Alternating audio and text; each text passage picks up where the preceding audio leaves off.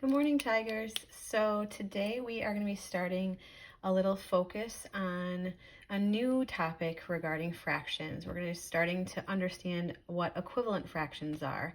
So first, of course, that new terminology, equivalent, we've seen that as one of our word of the day before. Equivalent meaning equal to.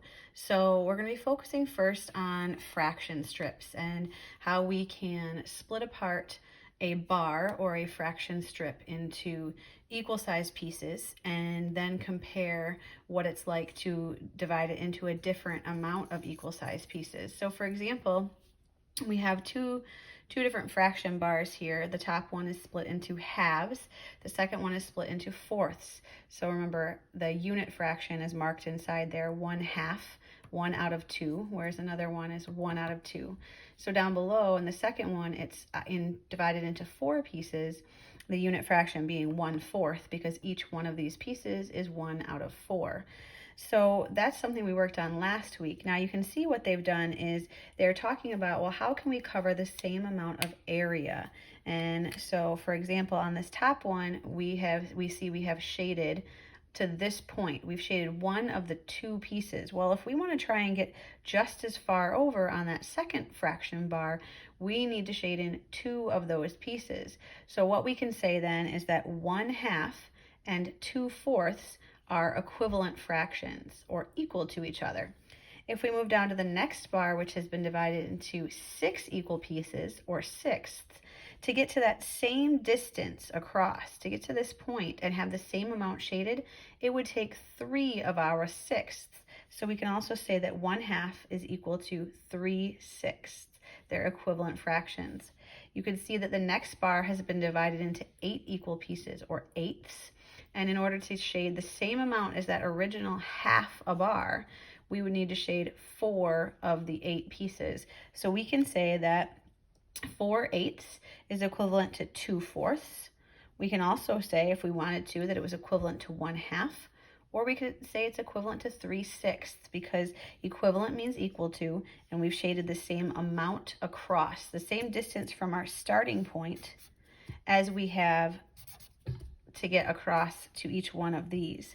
So we can see the same thing happens on the number line down below. We are starting at 0 and we're traveling to 1. If we mark where 1/2 is, it splits it equally into these 2 pieces. There's our 1/2. Well, if we take that same length of number line and we split it equally into 4 pieces, we see that to get to the same distance across that line, it's 2 out of the 4 pieces. So we can see that in both fraction bars above as well as on the number line. So one of the things we have to be careful of when we're looking to compare fractions and see if they're equivalent is we have to talk about the same size whole. For example, if I was to say up above 1/2 is equivalent to 2/4, that's true because my whole bar is exactly the same size. Down below, you can see that they've changed it. They have this smaller rectangle here cut into 2 pieces, and one of them is shaded, so that's the 1/2, like we saw above.